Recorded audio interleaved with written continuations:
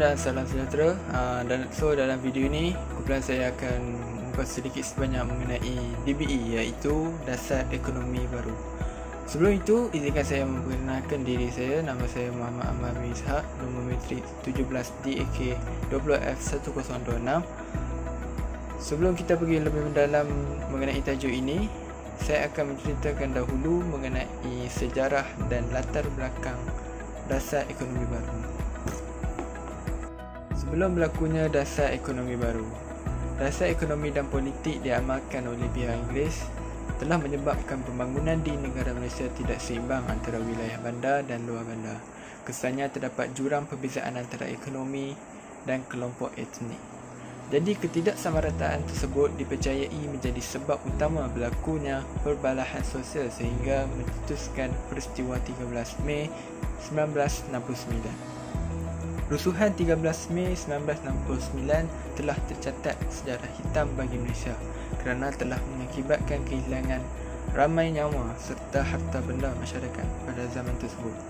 Dan peristiwa ini berkait rapat dengan pilihan raya umum 1969, iaitu pada tarikh 10 Mei 1969.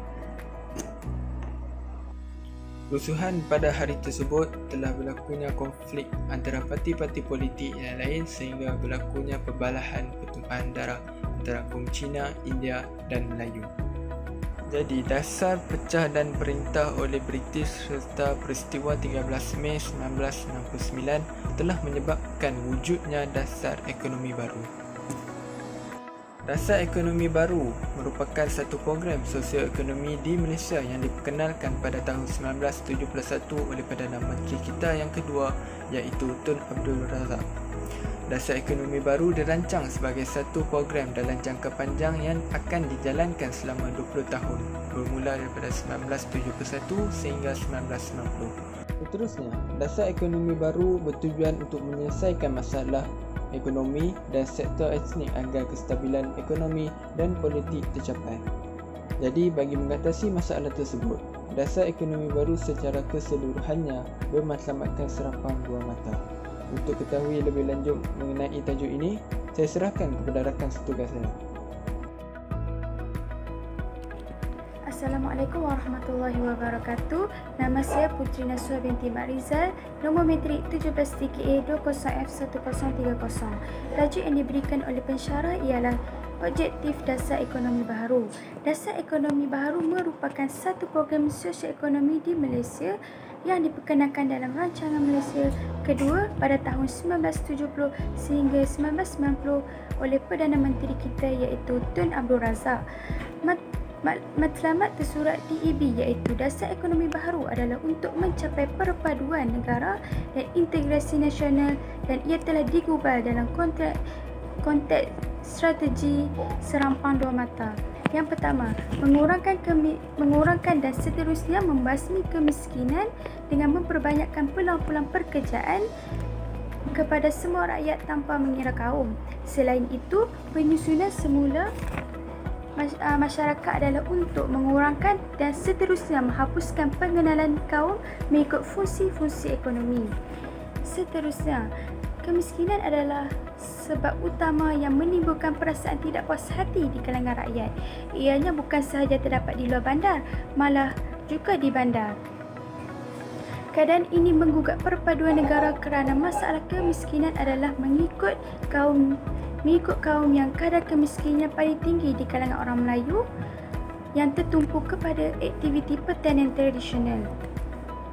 Usaha yang telah dijalankan untuk selesaikan masalah ekonomi dan projek pembangunan telah dirangka supaya mewujudkan peluang pekerjaan untuk semua golongan masyarakat yang menganggur, memberi peluang perpindahan orang yang bekerja di sektor yang rendah, daya pengeluarannya kepada sektor yang lebih lumayan. Akhir sekali, Dasar Ekonomi Baru yang bermatlamatkan perpaduan negara melalui proses pembasmian kemiskinan dan penyusunan semula masyarakat di dalam konteks keselamatan negara yang kukuh. Usaha ini memerlukan bukan sahaja usaha yang gigih dari kerajaan dan kaki tangan, malah ia memerlukan perubahan sikap, tenaga dan pemikiran rakyat dan sektor swasta. Sekian daripada saya. Terima kasih. Assalamualaikum, saya Siti Aminah, nombor matrik 17 DKA 20F1032. Terima kasih diucapkan kepada Puteri Nasuha yang telah membentangkan berkenaan objektif dasar ekonomi baru. Seterusnya, saya akan membentangkan berkenaan topik strategi pelaksanaan DAB. Antara strategi pelaksanaan DAB ialah dengan membasmi kemiskinan, iaitu kerajaan telah mewujudkan peluang pekerjaan bagi semua rakyat Malaysia tanpa mengira kaum dan bangsa. Dengan wujudnya peluang pekerjaan ini, rakyat Malaysia terutamanya kaum Melayu dapat menceburkan diri dalam pelbagai bidang perniagaan dan bidang-bidang yang lain. Yang sebelum ini, kaum Melayu amat terikat dengan kegiatan pertanian secara diri di luar bandar.